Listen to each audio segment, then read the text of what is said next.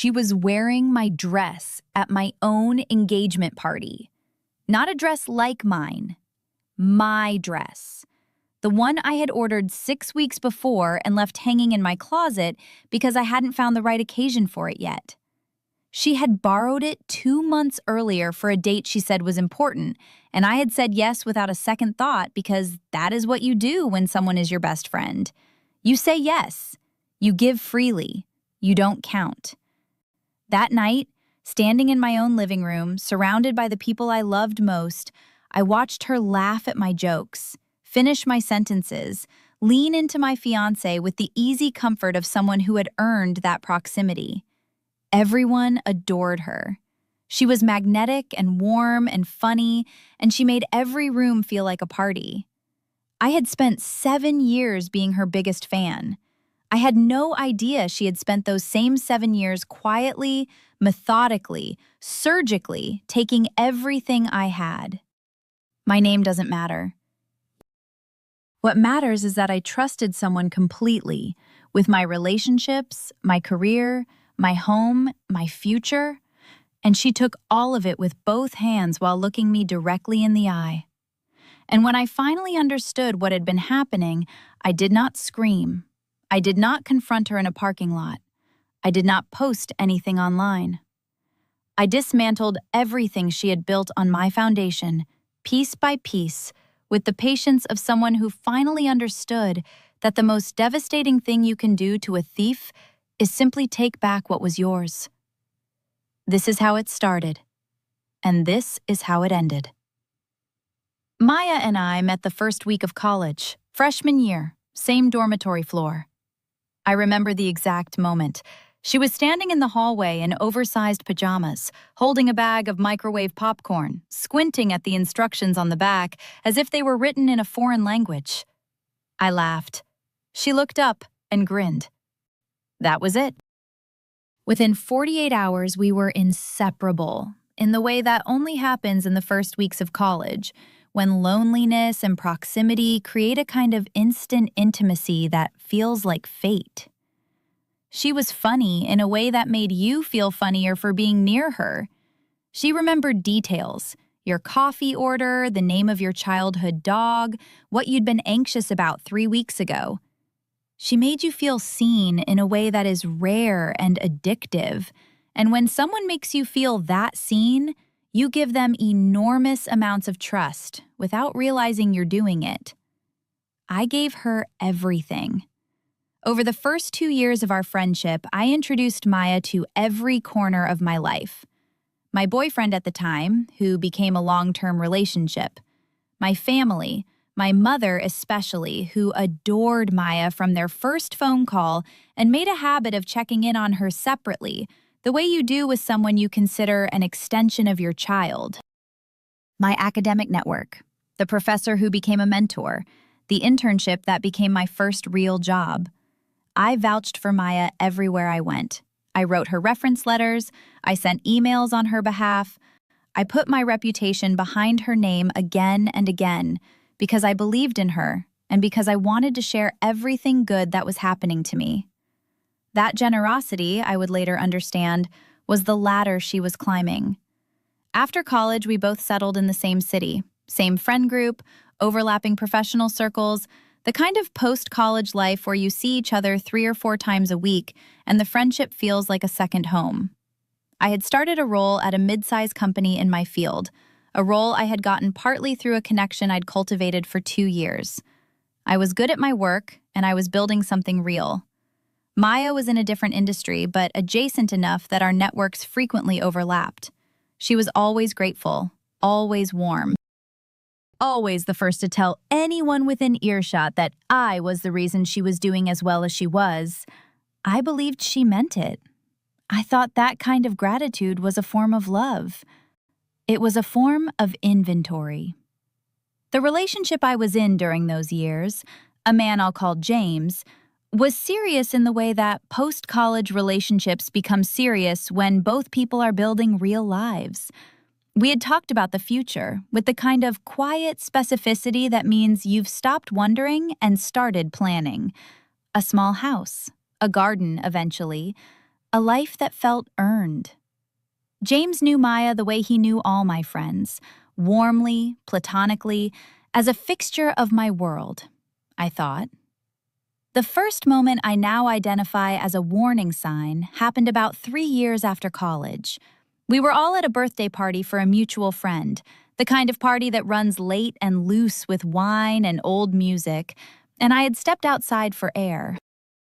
When I came back in, I saw Maya and James standing very close together in a corner, talking in the way people talk when they don't want to be overheard. James looked up and saw me, and the expression on his face shifted, just slightly, just for a fraction of a second, before he smiled and waved me over. I filed it under nothing. I told myself I was reading into things.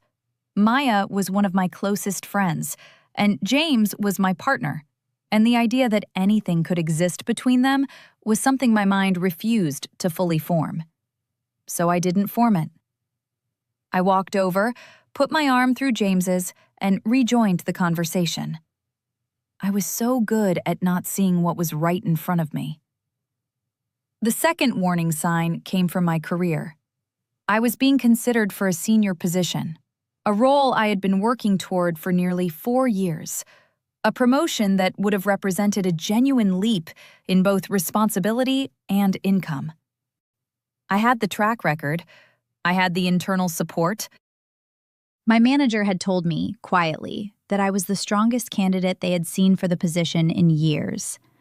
3 weeks before the decision was finalized, my manager called me into his office with an expression I had never seen on his face before: uncomfortable, almost apologetic.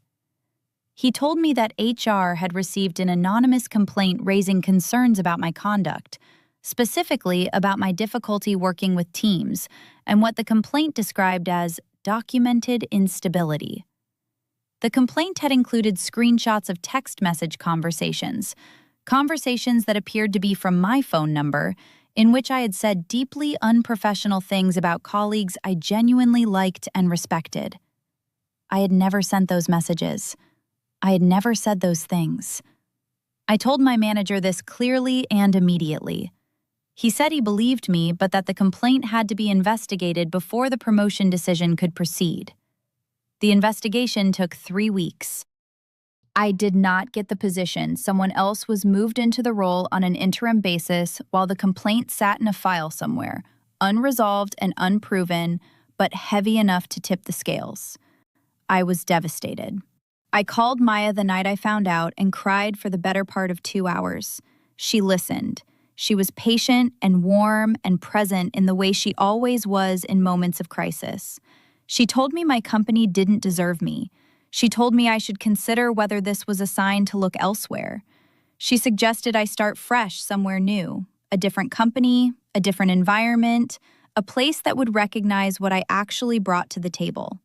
I thought she was being a good friend. She had already applied for my position by the time I called her. I did not know this then. I found out later, much later, as everything else came into focus. In the weeks after I failed to get the promotion, Maya moved quietly through a series of applications and conversations that I was unaware of. She used the connections I had built for her, the people who knew her primarily through me, to enter a process she should not have been positioned for. She leveraged my professional reputation as a reference point, mentioning in conversations that she and I were close, that we had worked in adjacent fields, that she had learned much of what she knew from watching how I operated. She got the job. And somehow, in the fog of my grief and confusion, in the disorientation of watching an opportunity I had worked toward for 4 years slip away for reasons I couldn't understand, I helped her prepare for the interview. She said it was for a different company, a different role. I took her through practice questions. I told her what panels in our industry valued. I gave her the language, the framing, the exact shape of the answers that worked. I handed her the keys and she walked through the door I had been locked out of. And for several weeks, I was genuinely happy for her, because that is the kind of person I had been my entire adult life, the kind of person who gives. The moment everything collapsed came on a Tuesday evening in March. James and I had plans for dinner. He was late, and then later, and then he called to say he wasn't coming. His voice had a quality I had never heard in it before, hollowed out, like something had been removed from it. He said he needed to talk to me, that there was something he had to tell me, that he was sorry. He came over. He sat on the couch with his hands clasped between his knees, and he told me, in fragments, that he had feelings for someone else. That it had started as texting, as what he called emotional intimacy, and that it had grown into something he hadn't been able to stop. That he had tried to end it and hadn't. That he was telling me now because he couldn't continue without me knowing. I asked him who it was. He said Maya's name so quietly I almost didn't hear it. I remember that the room seemed to shift, like the furniture had all moved slightly, like the walls had become uncertain. I remember looking at my hands. I remember a very long silence in which James kept talking, but I had stopped hearing the words because my mind was moving very fast through 7 years of memory, rearranging every scene with new information, watching every warm moment reframe itself into something colder and more calculated.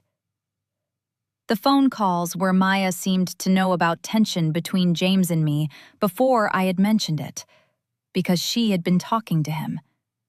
The times she had consoled me about problems in my relationship with detail and insight that felt, in retrospect, like knowledge from inside the situation, rather than outside it.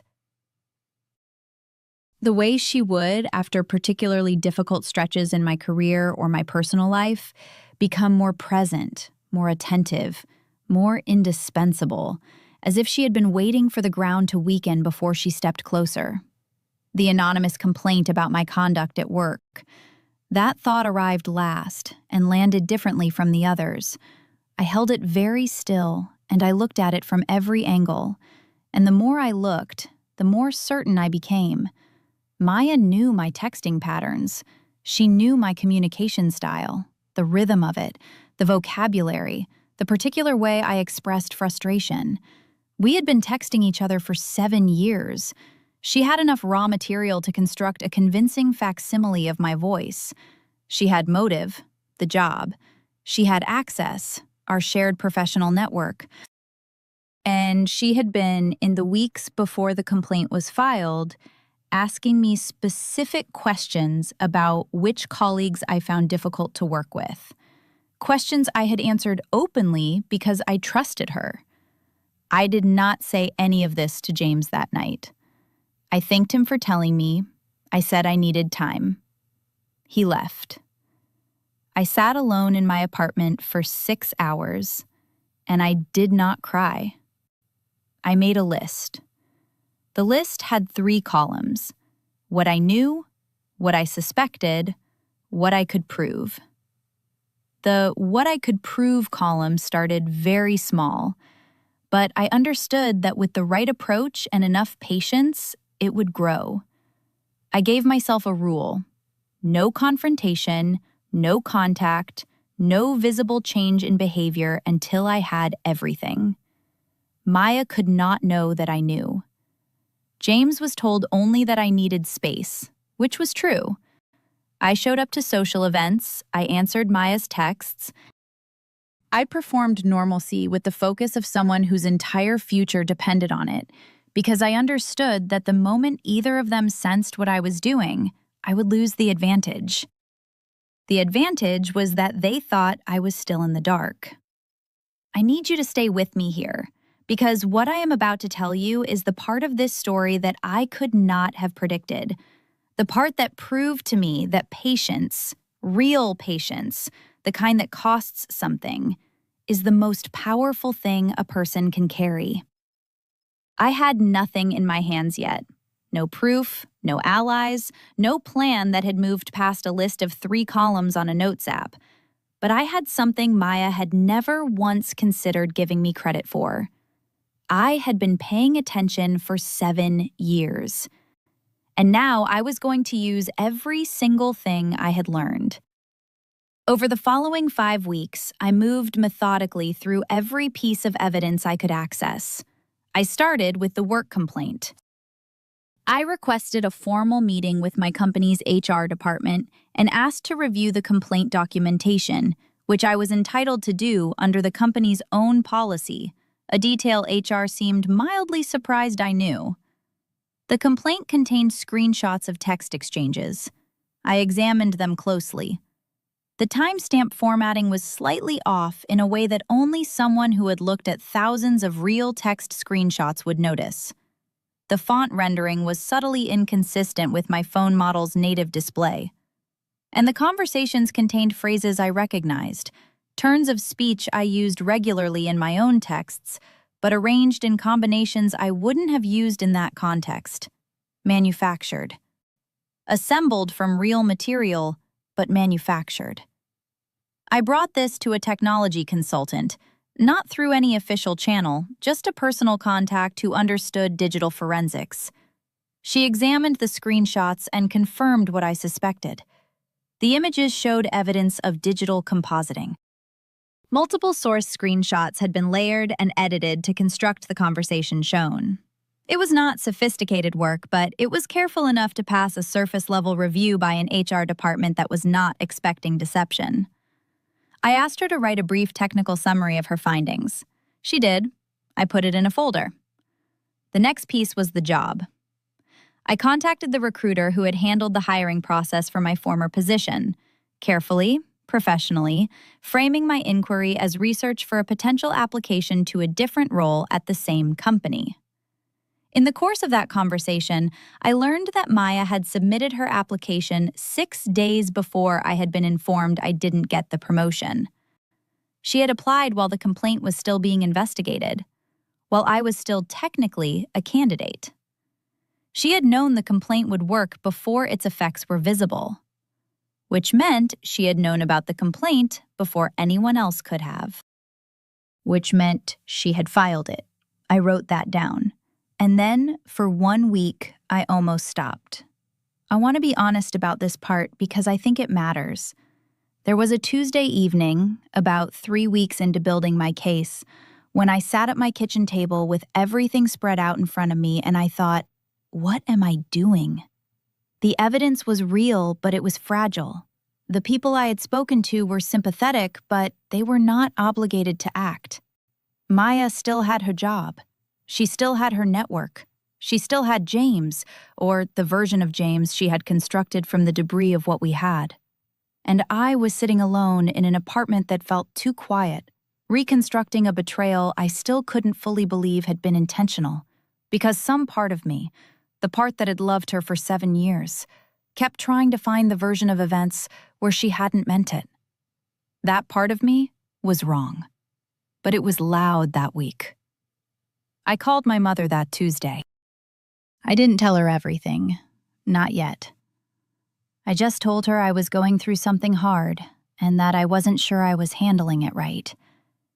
She was quiet for a moment, and then she said something I have thought about many times since. She said, "The people who hurt you most are always the ones who knew exactly how much you trusted them. That's not a coincidence. That's a choice they made. And your job is not to forgive the choice on their timeline. Your job is to protect yourself on yours." I went back to the folder the next morning. I then spent 2 weeks quietly reaching out to every significant professional connection I had introduced Maya to over the years. I was not dramatic. I was not accusatory. I simply had a series of honest conversations in which I told people what had happened, the fabricated complaint, the job, the relationship, and allowed them to draw their own conclusions about the person they had known primarily through my endorsement. I was factual. I was calm. I answered questions when asked. I did not perform distress or demand action. I simply returned the information that had been built on my name. People who had hired Maya based on my recommendation found themselves reconsidering. People who had brought her into projects because I had vouched for her quietly withdrew. The mentor who had once offered her a consulting engagement because I had personally asked, he called me after our conversation and said, very simply, that he wished he had known sooner. The professional network Maya had built by borrowing my reputation began to contract. And then I called Rachel. Rachel had been a colleague of mine for 3 years, pragmatic, observant, with a memory for detail that had always slightly intimidated me. She was also someone Maya had approached on LinkedIn early in their relationship, using my name as the introduction, and who had since become a fixture in our shared social world. When I told Rachel what I had found, she was quiet for a very long time. Then she said, "I knew something was wrong. I could never name it." Rachel is the kind of person who, once she sees something clearly, does not unsee it. She began talking, not loudly, not dramatically, but in the consistent, credible way that someone with standing in a community talks when they have something true to say. She talked to the people in our social circle. She talked to the people in our professional overlap. She did not embellish. She didn't need to. I returned to my HR department with the technical consultant's report and a formal request for the complaint to be reviewed in light of new evidence. The review took 3 weeks. The company's own IT team confirmed the findings. The complaint was struck from my record. My former manager, who had always believed me, pushed formally for a reconsideration of the promotion decision. The position had already been filled, but a new senior role was created for me, one that, in many respects, was better than the one I had lost. Maya's position at the same company became untenable within 2 months. The IT findings had implications for her application process. Questions were raised about the basis on which she had been hired. She resigned before a formal review was completed, which was her choice, and I will not speculate about what she knew was coming. She reached out to James during the period when her professional world was contracting. I know this because James told me. He had been attempting, in his own fragmented way, to repair things between us, and he was honest about what was happening. Maya needed support, and he provided it, briefly, before she ended contact with him. She had wanted what I had. Once she had it without the scaffolding I had provided, she found it was not what she had imagined. That is a particular kind of justice that I could not have designed. The last time I saw Maya was at a birthday gathering for a mutual friend, approximately 8 months after everything had come apart. She arrived late and saw me across the room before I saw her. By the time I registered her presence, she had already begun making her way toward me with an expression I recognized. The warm, open expression that had once meant safety to me and now read as a performance with no audience left to believe it. She said my name. She said she had thought about reaching out many times, that she had wanted to explain, to apologize, to try to make me understand something she herself was still working to understand. I looked at her for a long moment. I did not look away or look through her. I looked directly at her, clearly and without hostility, and I let the silence be complete. Then I turned around and rejoined the party. I have not spoken to her since. James and I did not reconcile. That part of my life is closed, and I have made peace with the closing. What was broken there was not just the betrayal, but the discovery of how long it had been happening, how many moments I had participated in without understanding what I was participating in. Reconciliation would have required me to unknow things I could not unknow. I have my career. I have my job, which is better than the one I lost. I have Rachel, who is one of my most trusted colleagues. I have my mother, who calls every Sunday. I have a social life that is smaller and quieter than it used to be, and I have learned that smaller and quieter is not the same as lesser. It is simply more honest about who is actually in the room with you.